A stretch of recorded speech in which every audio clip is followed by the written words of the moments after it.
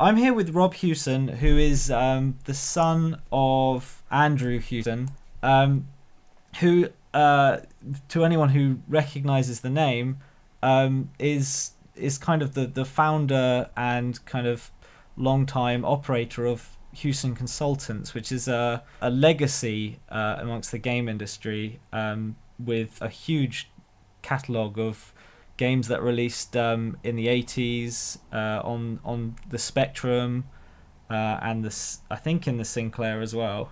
Um, Yeah, absolutely. Spectrum, Commodore 64, Amstrad, BBC, Amiga, um, all of those platforms. so certainly people or viewers of the generation who came before mine will recognize the name, I think. And I imagine you yourself are of the generation that grew up with Hewson as a kind of known name. Yeah, absolutely. Yeah, I grew up in the 80s. I was born in 81, so I grew up playing on the. Well, I had a Commodore 64. That was the one that Dad brought home for us.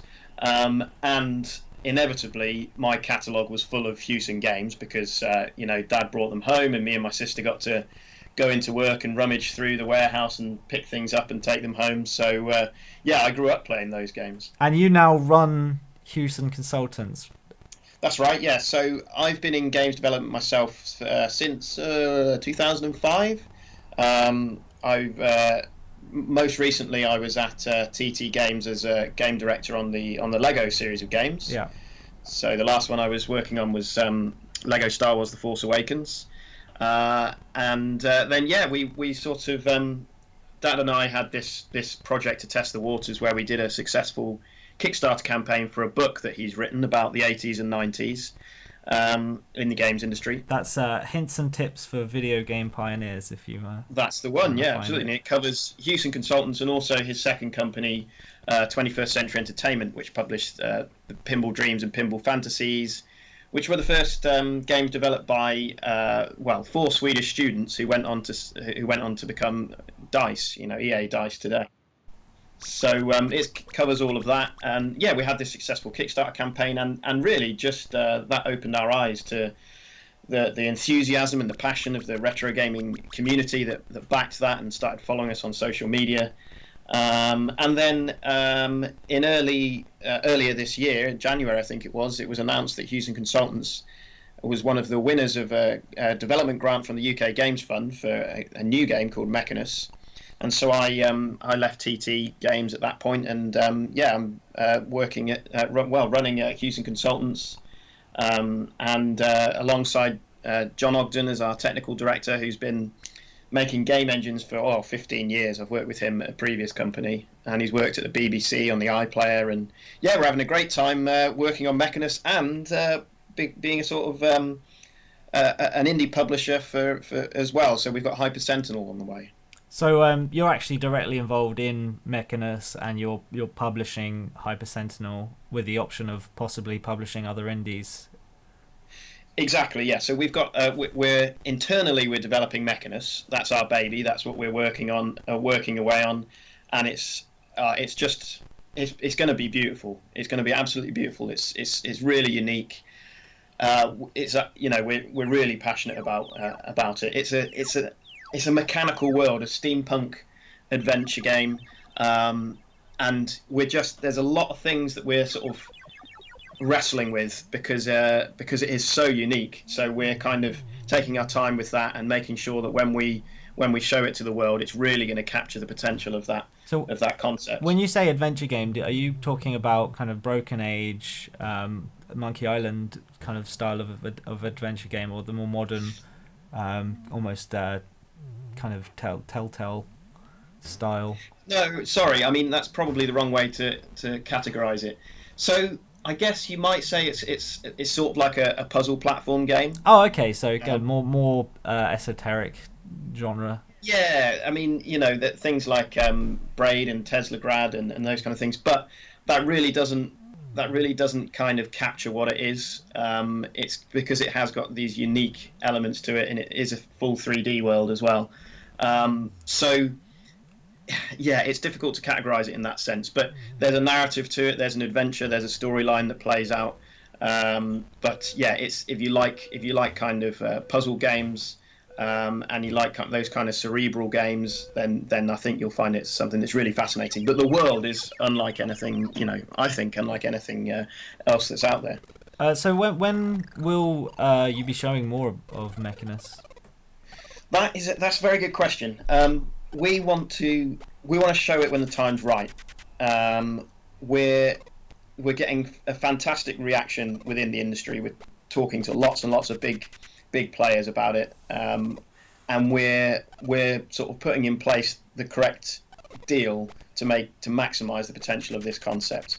And once we've got all of that in place, and once we've got a section of the game we think we can show that to people, and they're going to go, wow, this, we want to come out of the gates and make people sort of go wow straight away. And there are some, like I say, some kind of technical hurdles that we're wrestling with, but the results are looking promising. So I think it will probably be sometime next year that we, early next year, that we let the cat out of the bag, as it were. So how do you get the kind of the UK Games Fund to kind of greenlight what you're working on? So yeah, I mean the UK Games Fund is great. They've helped a number of small independents, companies and even teams straight out of university with funding and with support. So we at Hewson Consultants put in an application, and it's a pitch basically. If they like the pitch, and if they like the concept, and if they believe it's unique and can go somewhere, then hopefully you've got a good chance of getting funded. So if there are indie developers out there looking for funding, or even student teams, then definitely check out the UK Games Fund. And I'm involved in their Transfuser is their program for sort of students to help them form companies, and I'm involved in that as well, as sort of giving some feedback and mentoring to one of those teams, and I'll be at EGX next week to judge some of the prototypes that those teams have put together. So no, it's a really good program. I'm sure it's kind of catapulted a lot of the talent that we see nowadays past that initial hurdle. Yes, exactly. Yeah, so you're part of the design on that as well. So yeah. I imagine, having kind of grown up with your father running Hewson's, what was that like with your kind of your own name as on a video game package? Like I can even, because I was looking at it earlier, I can even picture the kind of the classic 80s style. You got that triangle with the logo and the Hewson name on it. The lizard, yes, yeah. That was the later logo. Yeah, I mean. Yeah, I mean. Sorry, go on. It must have been surreal. Yeah, I mean, I suppose it was. I mean, it was brilliant. I suppose when you're a kid, you don't quite, you grow up how you grow up, and the situation you grow up in is not unusual to you, because it's the situation you grow up in. But I certainly remember Uridium came out in '86, so I would have been about 5 years old, 4 or 5 years old. And I remember on the loading screen, or on the title screen where it says Hewson, my dad teaching me how to spell my surname from the Uridium title screen, and then running out in the sunshine in the summer and telling my friends how to spell my surname. So that sticks in my mind. And like I said, me and my sister used to get to go in and look through the cassettes and climb up the shelves, and we got to go to some of the shows, and I think there used to be at Earl's Court or Olympia even in the 80s, and hand out posters and caps and all of that kind of stuff. So it was an absolute privilege, and yeah, I just became. I always wanted to be a game designer myself, and eventually kind of that I was fortunate enough to have that opportunity much later on. But it was cool. It was very very very fun. I bet. And was your dad involved in the design, or just the publishing end of Hewson?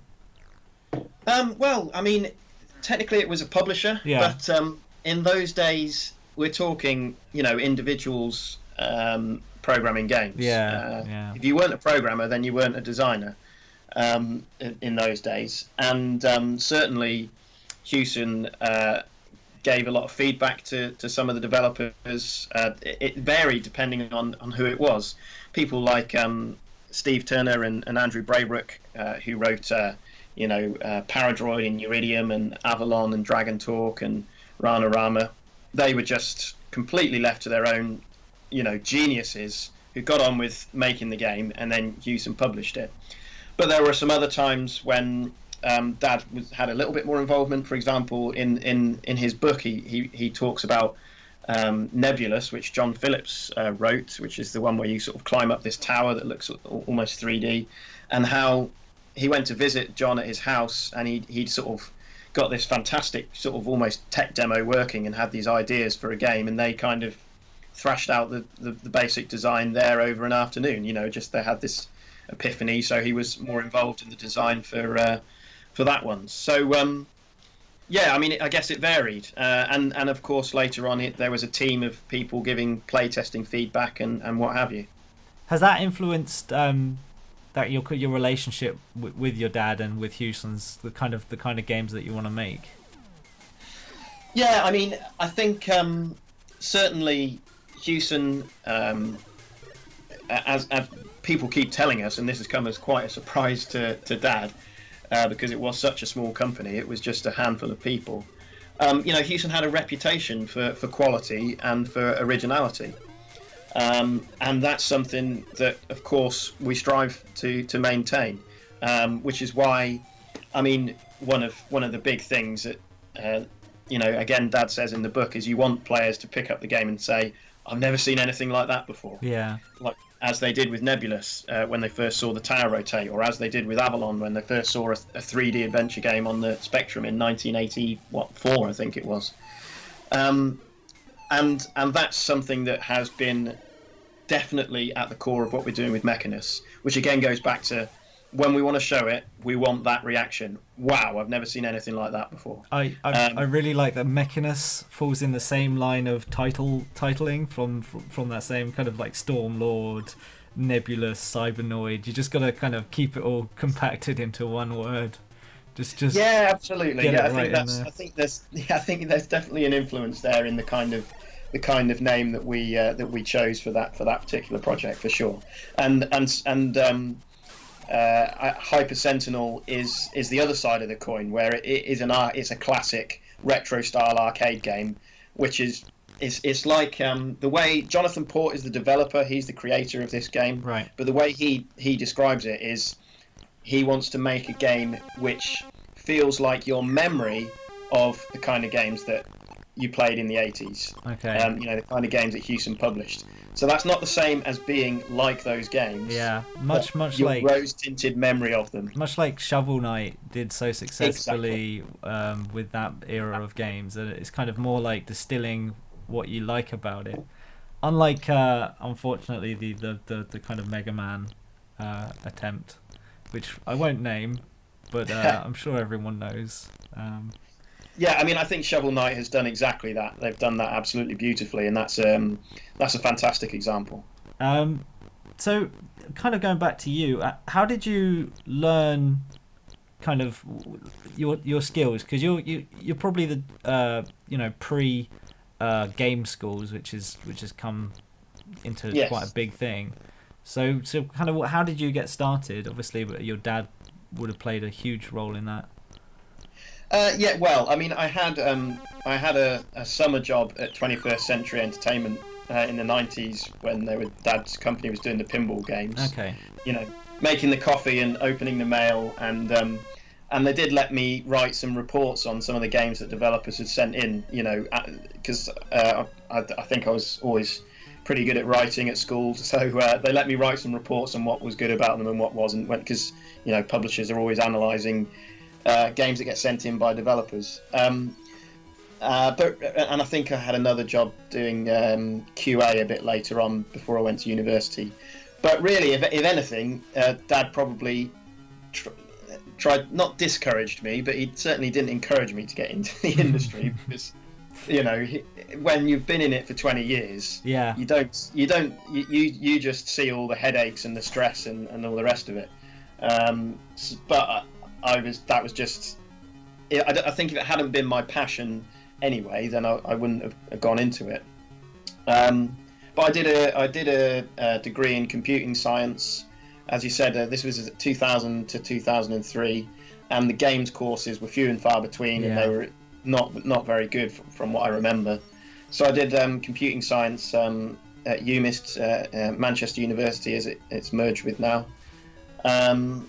And then I got into web development as a programmer for a couple of years, and then eventually found an opening and got into a games company in 2005. Your time at kind of it was Traveller's Tales? They're the Lego guys. Yeah. Completely different, I imagine, to your experience now. Yes. What do you enjoy more about not kind of working as part of a larger team? Well, I mean, I think I really enjoyed my time at Traveller's Tales. Yeah. First of all, TT Games, brilliant. 4 years I spent there. I was game director on 6 Lego games. Big movie IPs, tons of fun creating these games because you're just coming up with cool ideas all the time. It was so it's an absolute pleasure and a privilege. But I do I also value that kind of small team approach, having ownership of actually creating a franchise. Yeah. I got to work with some of the biggest franchises in the world, which is fantastic, and it's an experience that I'm eternally grateful for. But actually, what we're doing with Mechinus in creating our own franchise, I mean, that's a whole different thing. Yeah. And working really closely with people, on everything from the ground up it's just it's an experience that I kind of had always wanted to get to. The first games company I was with was sort of a medium-sized team and did the World Snooker Championship games and Hydrophobia, and we had a real camaraderie because it was a smaller group, and we'd go to the pub together afterwards and all of that kind of stuff. So, yeah, building something from scratch, building a new franchise, working with a small team, it's just something I've always wanted to have a crack at, and I'm really enjoying it. I don't think I've heard a negative thing about TT actually. I met a couple of ex-devs there, and they all seem to have had a blast.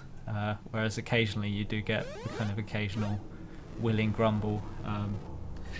But how can you not have fun when you're making Lego games? Yeah, I mean it is one of the most powerful brands out there, I think. It is, and it's a great company, and they look after their people. So, I suppose you're more like funding side of it must be more of a headache nowadays, though. Yeah, I mean that is true. There is more obviously on the business side. I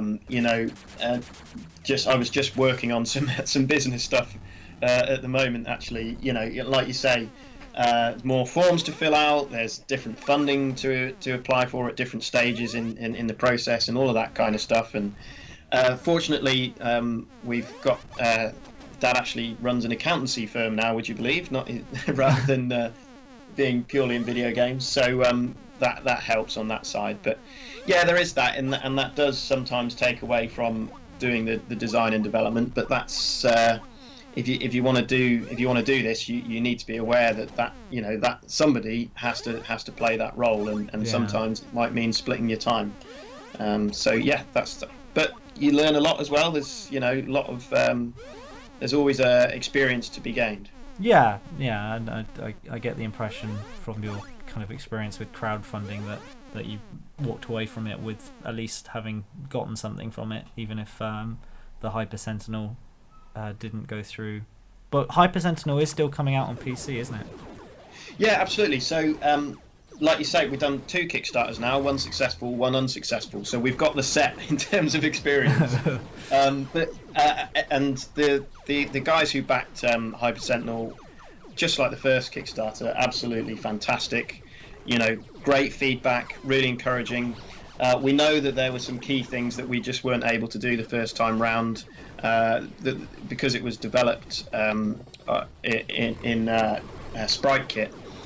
Rather than Unity, we weren't able to get a PC demo for that campaign, right. So we had a limited demo at the time, and we also made some mistakes in terms of not including all of the platforms in the funding goals. So that's some feedback that the community were really good at, helping us to focus in on, and they've given us some great feedback there. But yeah, we're working on Hyper Sentinel. Jonathan Port is working on the Unity port, which will open up all the other platforms. Right, once you're on Unity, you're absolutely. So we're having to kind of look at things differently and organise ourselves in a different way. But we were really encouraged by the feedback, because everyone who's played the demo, really enjoyed it. We got really positive feedback. So it would have been almost better, it's almost like if it had been successfully funded, but people who played the demo have gone, no, I'm not sure.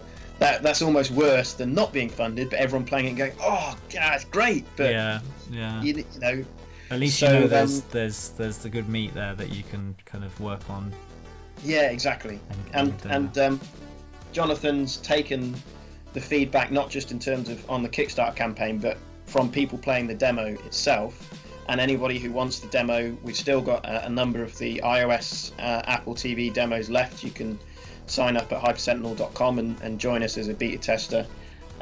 He's taken their feedback and he's put some really, really cool new features into the game, which we're looking forward to sharing with the community. Awesome. I wanted to ask about the old Hewson licenses, but you said before the interview that it's just a headache trying to get hold of any of them. Are they all tied up? Is there anything that might come back? There are different people that claim different elements of the rights to the games. It entirely depends on the contracts which were written in the 80s and who can sort of produce the contracts to and so on. It's complicated, but that's not something we're focused on, to be honest with you. Yeah. We're just focused on making new games. We're not going to go down the route of trying to dig around and bring back the old games at the moment, because it's just, like you say, it's too much of a headache. So we're just focused on what's next, what's new, and creating some brilliant new games. I think that's appropriate as well, considering the history of kind of coming up with. I don't think there are that many sequels to any of the Hewson kind of backlog anyway, so no, not really. It was all about coming up with something new. Yeah, absolutely. And as Dad writes in the book, I mean, that was one of the things that became a problem in the end, because trying to be original all the time is hard work to maintain. But hence the pinball strategy with 21st Century Entertainment. But yeah, I mean, like I say, we're looking forward to creating some new franchises. Well, I'm looking forward to hearing more from Mechinus. Maybe we'll kind of touch base again when you have more to show. But otherwise, just to refresh my viewers, they can find Hyper Sentinel at hypersentinel.com. That's right. Yep. And you've got a demo there. It's out on iOS, and it's coming to PC. You've been greenlit, haven't you? We've been greenlit, and we're releasing it on consoles as well, PS4, Xbox One. So yeah, and if you're interested in the book, obviously that's I think they can probably find it on HewsonConsultants.com. That's your website. Exactly, that's the one. Yep. It's really interesting talking to kind of someone who represents a bit more legacy than usual. So thank you very much for talking to us. Thank you very much. Pleasure.